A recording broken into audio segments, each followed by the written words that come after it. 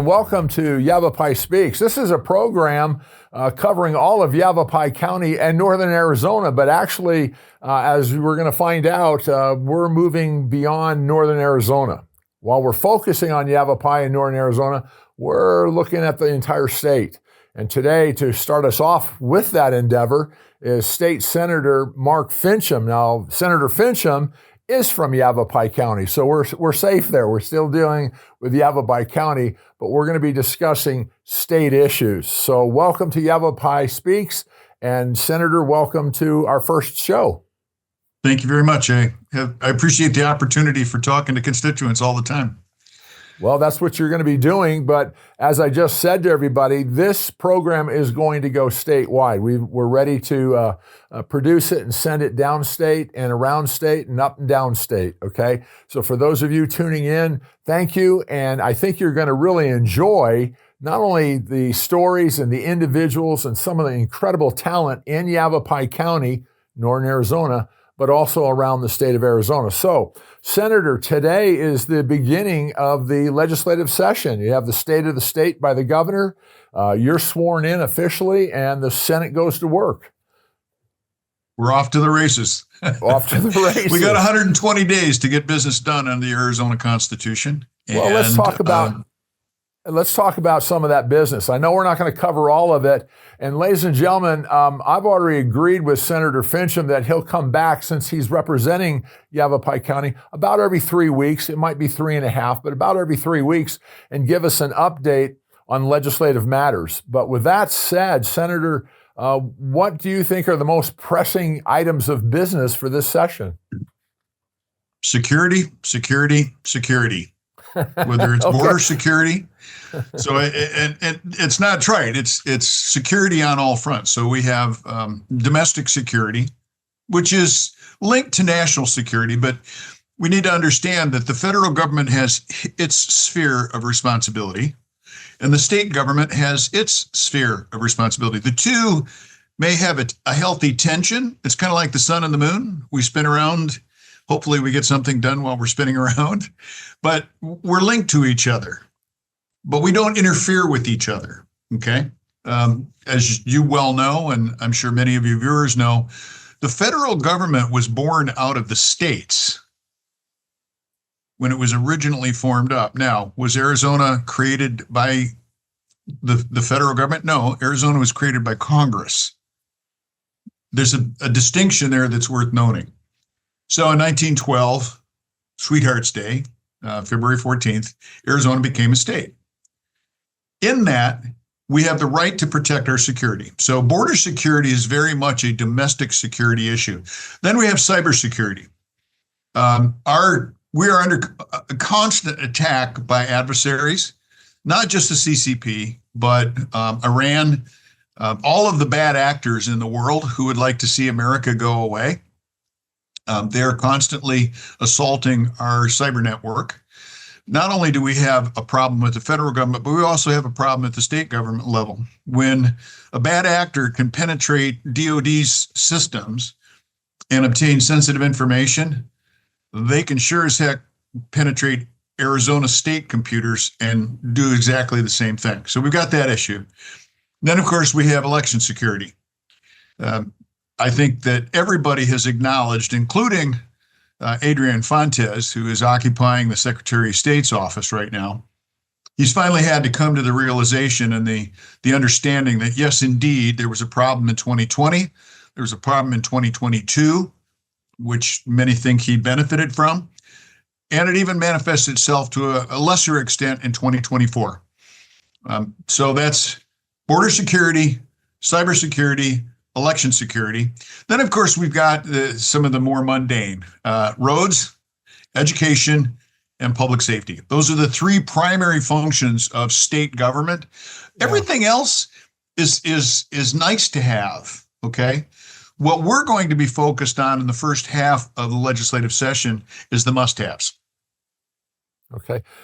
Give me a 10-second, ladies and gentlemen. Can you see a senator giving a 10-second? But here, we'll try it. Give me a quick, just off-the-cuff response.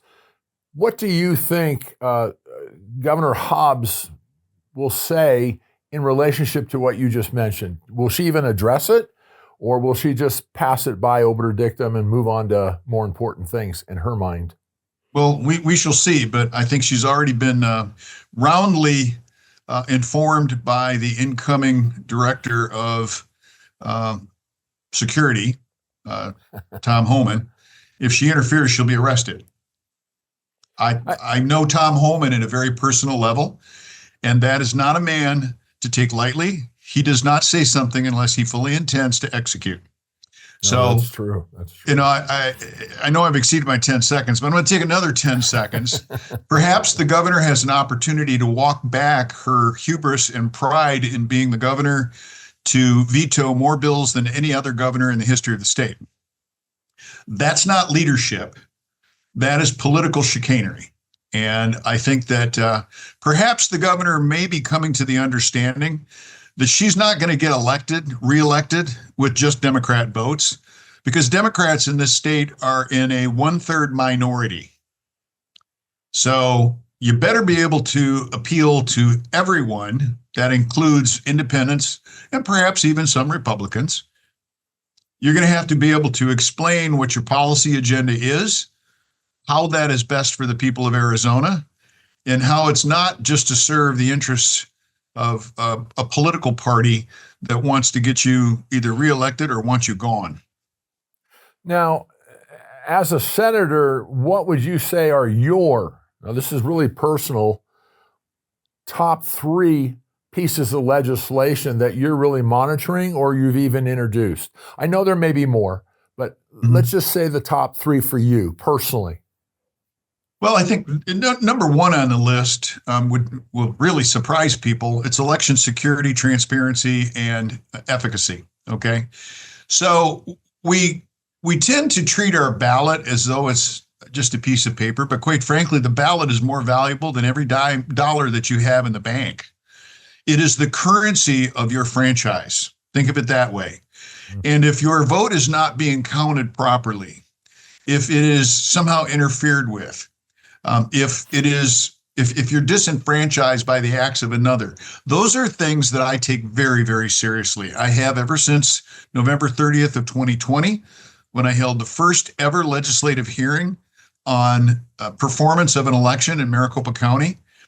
In fact, I was raked over the coals by the leftist media and even some political types in our own party. But apparently we had enough probable cause there to 15 days later have the Senate issue subpoenas and go into a full-scale forensic audit. Now, even the media wanted to badmouth and disparage the Senate for doing its job. But quite frankly, I think there were some courageous people who said, look, it's not going to be popular, but in this business of politics, quite frankly, if you want to make friends, you better get a puppy. Because you're going to upset somebody. You're never going to be 100% accepted, because you always have this tension of interests working against each other. Now, the people who saw the election in 2020, who saw the results that they wanted, certainly they don't want to change anything because it worked. But those of us who saw problems with it, we really want to see those problems corrected. Now, some of those things are watermarks on ballots. In fact, I'm told that a test has already been conducted and a report is being generated now on whether the machines that read ballots will be able to read watermark ballots. Now, I am no fan of machines. In fact, I've introduced legislation that will require DOD or higher security countermeasures, making sure that they can't be penetrated, and stop with the whole air gap thing. That's a juvenile explanation. Air gap means it wasn't plugged into the wall. The fact that these computers all have Wi-Fi, they all have Bluetooth, they have listening devices that are on them by the manufacturers, Chinese Communist Party, of the motherboards. Those are things that concern me deeply. We also are looking at how do we staff the whole political process. Elections belong to the people. They don't belong to the government. But the government has to hold them, okay, has to host them.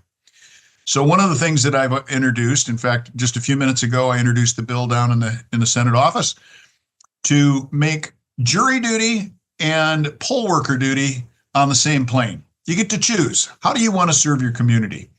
Now, I'm sure there's going to be a robust communication dialogue about that. We're going to have a little bit of a debate, but I would keep in mind, urge people to understand, that's what they do in Germany, France, and some of the other European nations. And they have found that it works very well because there's a lot of people that want to get out of jury duty. Then, of course, we've got issues with our roads. 89 down through the Dells has an effluent line under the road that needs to be repaired. And it makes no sense to repair a road, then have to come back, tear up the road to repair the line. So that's going to be a pretty high priority for me to try and get that particular piece of roadway, not only the effluent line, but the roadway itself repaired. And then, of course, we've got some other transportation infrastructure things that are going to need attention as well. And I know that the rodeo is a hot topic for people in Yavapai County, near and dear to my heart after many years of ranching myself. We're going to do what we can to restructure what appears to be failed attempt to finance some of the necessary maintenance and repairs and rejuvenation of the rodeo grounds. That's high priority on my list. Let me ask you a personal question, not senatorial, not legislative, real personal. You served in the House of Representatives for 8 years, very successfully. And then you ran for Secretary of State. That's a separate show because what the senator's talking about is, as I believe the senator's talking about, is how that was stolen with fake ballots, et cetera, et cetera. And that is a separate show. But then you moved up to Prescott, Yavapai County. Your intention was not to run. I know that, ladies and gentlemen. I've known the senator for 10, 11 years, I think it is. And he came and talked to me, and he was not going to run for the Senate. He just moved up here to get out of Maricopa County. After he was here several months, citizens and legislators and former legislators approached him, almost lobbied him and said, we would like you to run for the Senate because we need leadership. And then he and I discussed it for another couple of weeks or so. You've now moved into the Senate.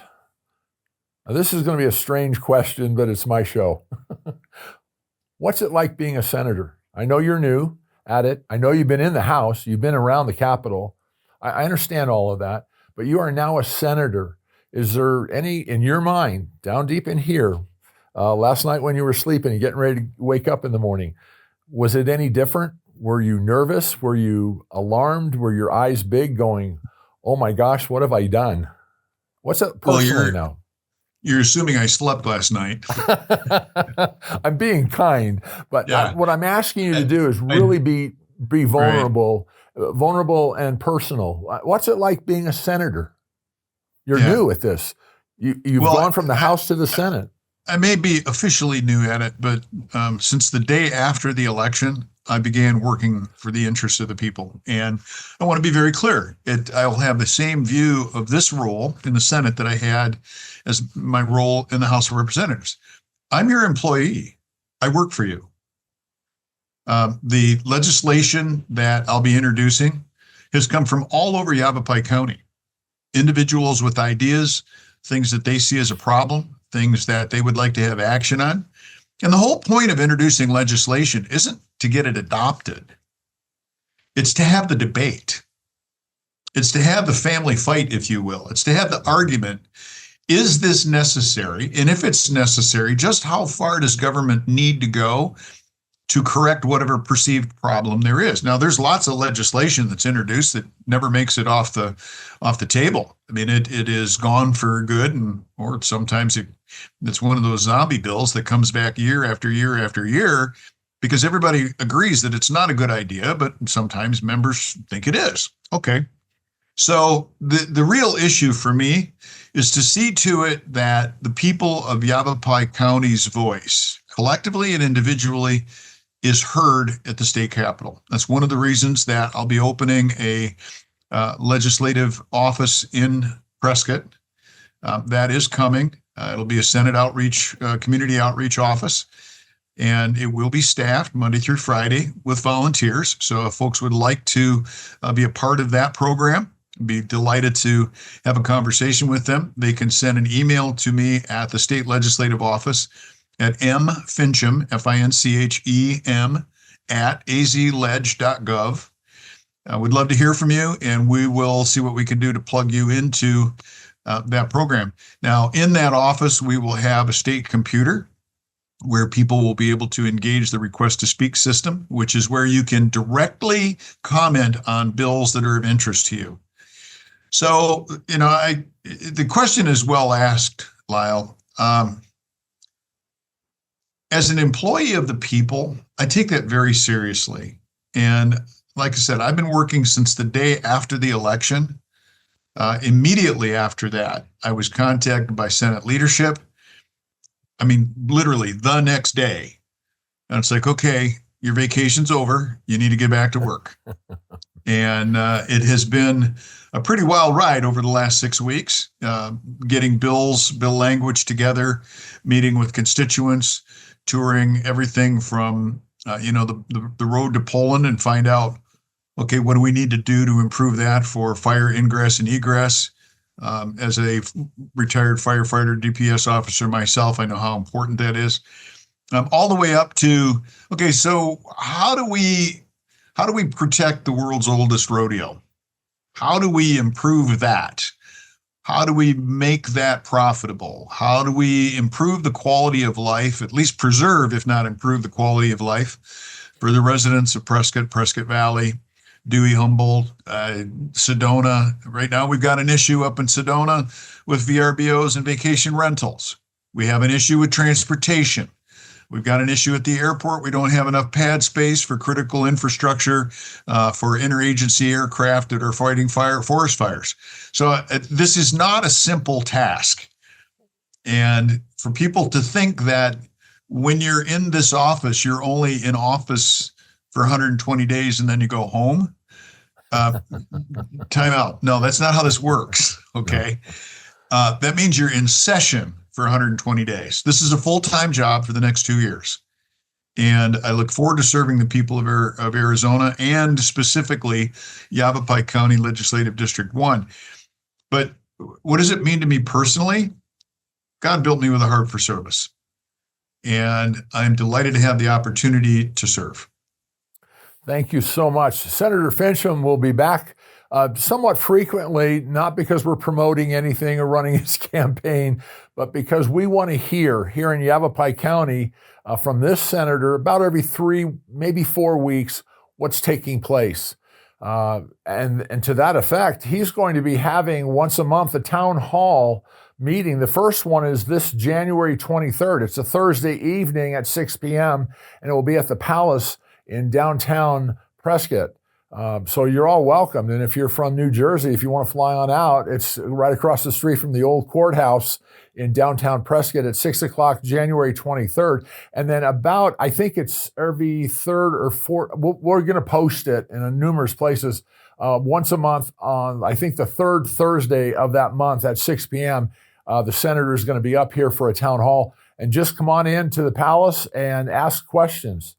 So, Senator, thank you. I know you're getting ready to go to the floor and do things, so thanks for taking time out and being with us today.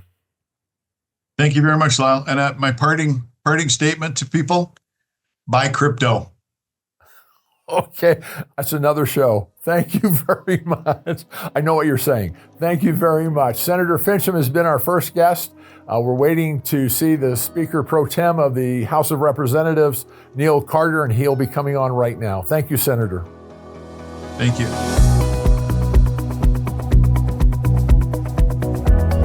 Thank you for joining us for part 2 of Yavapai Speaks. We got through with Senator Finchem and kicked him off the show.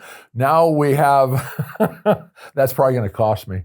We now have, well, the lower chamber is a little bit bigger, flexes more muscle. Oh my gosh. Where do I get these guests from? I don't know. We now have Representative Neal Carter. He's the Speaker Pro Tem of the Arizona House of Representatives. That's like big time stuff, okay? And I'm so thankful that the representative's taking time out. He's already been at the Capitol all morning and they've had things going on.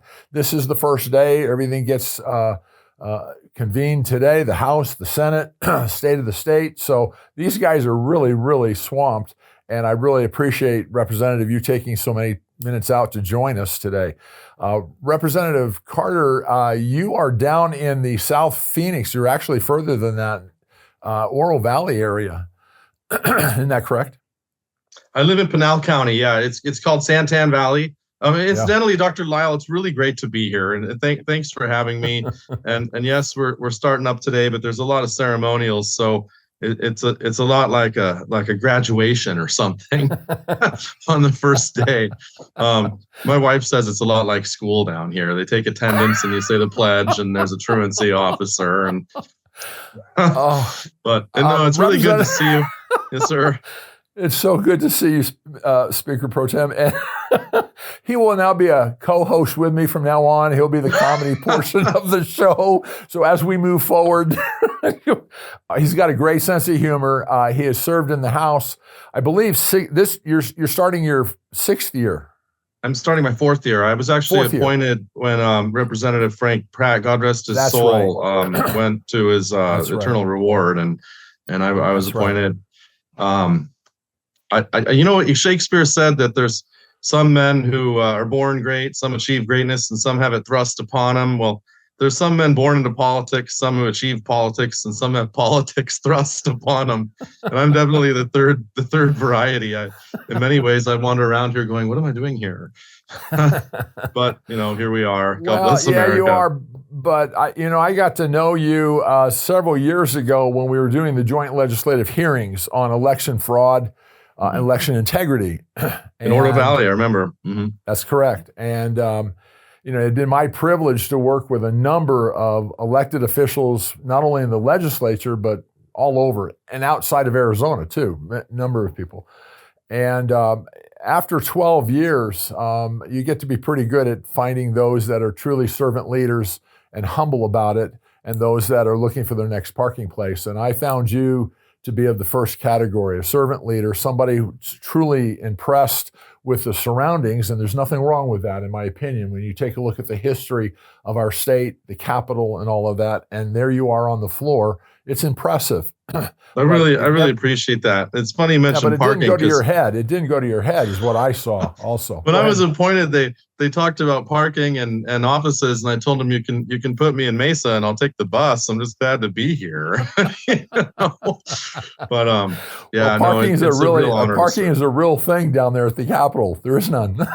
Well, my daily prayer is that He may increase and I may decrease, and so to the extent that we can keep our heads shrunk, it's a heck of a lot better. But maybe do you have some questions for me? Something policy oriented, or something, Mr. Representative?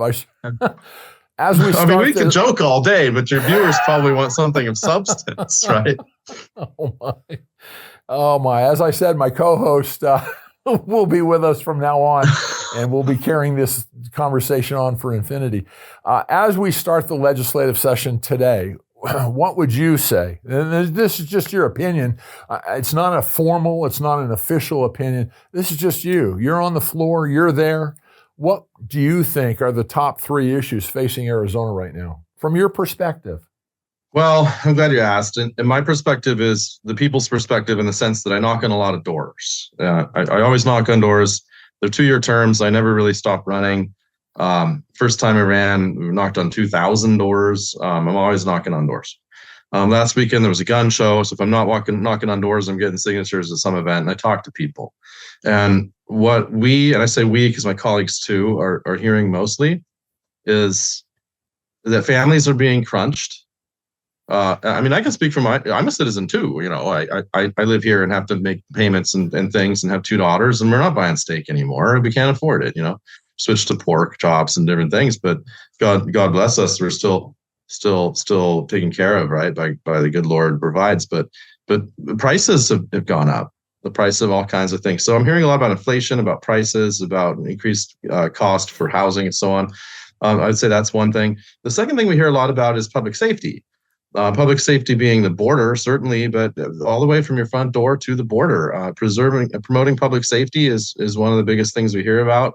And then the last thing that we hear a lot about, since you said to mention 3, although we hear all kinds of things, but the top 3, I would think, like I said, inflation and prices and so on, public safety. And the third thing I would say is individual liberties. The public wants to be free. I want to be free.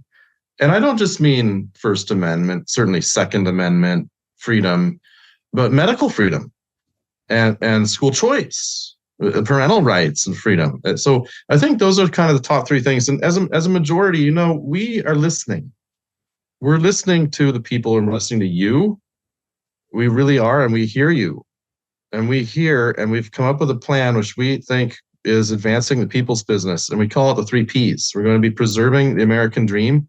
That means fighting regulations, taxes, inflationary forces. We're going to be working on promoting public safety from your front door to the border. And we're going to be working on protecting individual rights and liberties. So that's kind of our goal. And that's basically a summary of what we're hearing from you. So I would say those are the top 3 things. Not interested in getting into a debate. I wouldn't anyway in my show, seriously. But I want to challenge something you said, not because of you, but border security is a fascinating issue, but it's also a very scary and very pertinent issue for Arizona. And up here in Yavapai County, northern Arizona, we're having problems, one could argue, not as big as Tucson or Pinal County, where you're at, but we're seeing this migration being slipped through here. Now, maybe they're on their way somewhere else, but it's increased in the last year, 15 months. Governor Hobbs has not been in favor of removing illegals from Arizona, and she has gone on record, even recently, stating that she's not going to support Director Homan's work to clear illegals out of the nation. Do you see that as a potential conflict in Arizona between the legislature and the governor?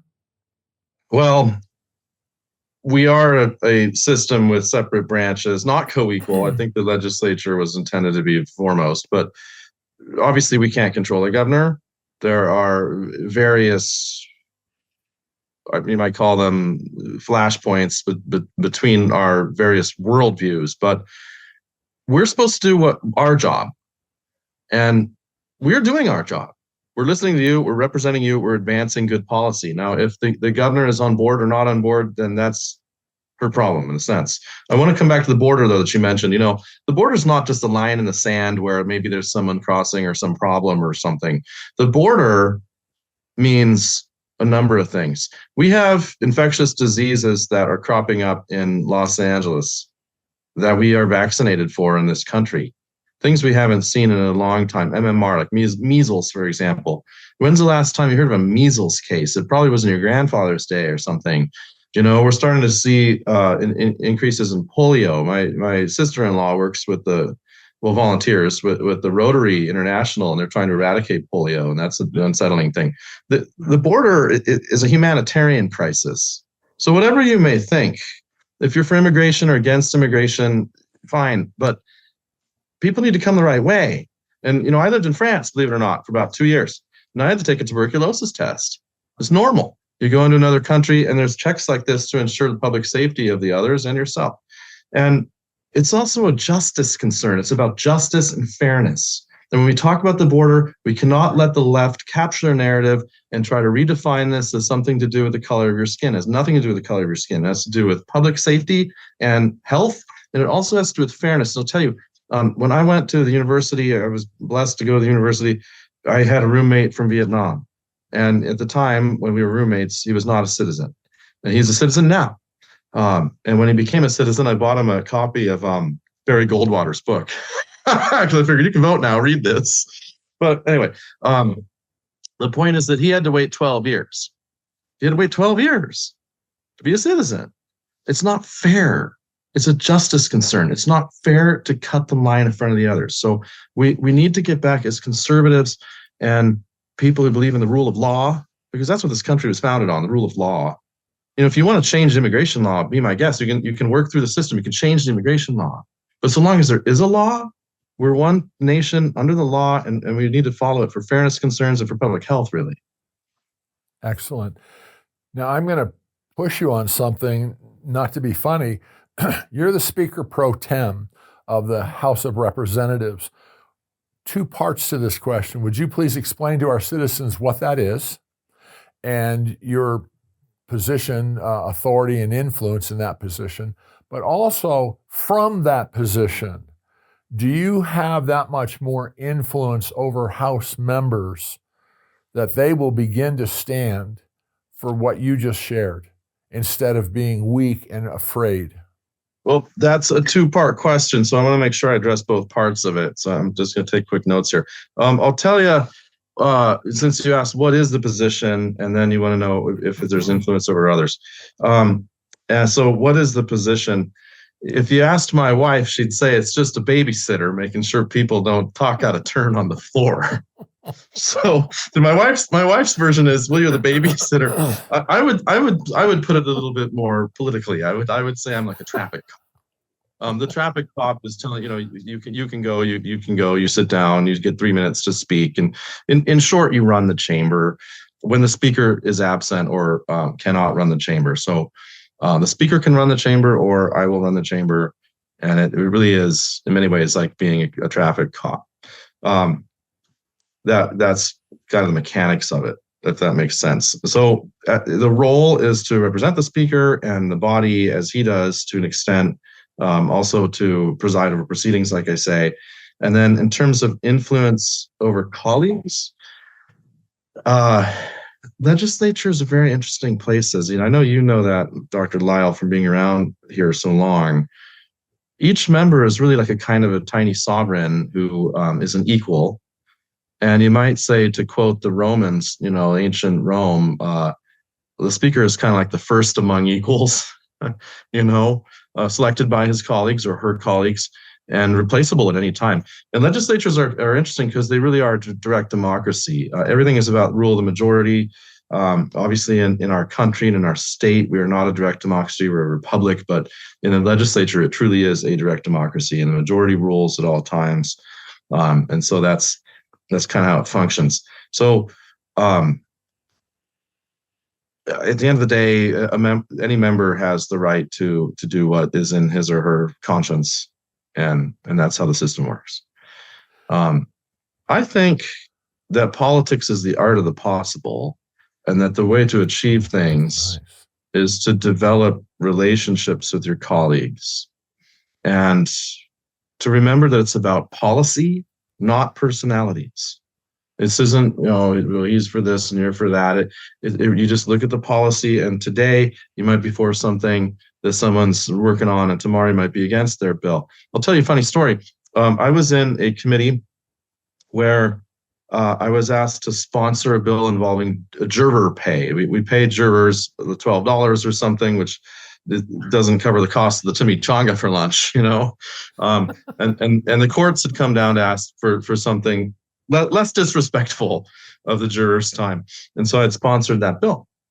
And then I also sponsored a bill because my constituents asked for it, to return Pinal County to electing judges. And so you have the representative of the courts was for the juror pay bill and against the electing judges bill. Okay. And of course, as it so happens, both bills were on the committee agenda back to back. Mm-hmm. So I get up and say, this is a really great bill. And she gets up and says, this is a really great bill. And then we all sit down, and the next one comes up, and I get up and say, this is a really great bill. And she gets up and says, this is a really terrible bill. Did that just happen? But you really need to remember that it's about policy, not personalities. And if you can do that, having respect for others goes a long way. I believe that all people have dignity because of God. That's really what I believe. All people. My younger sister has Down syndrome. She's no less of a person than I am. And if you treat people that way, House members included, you'll go far.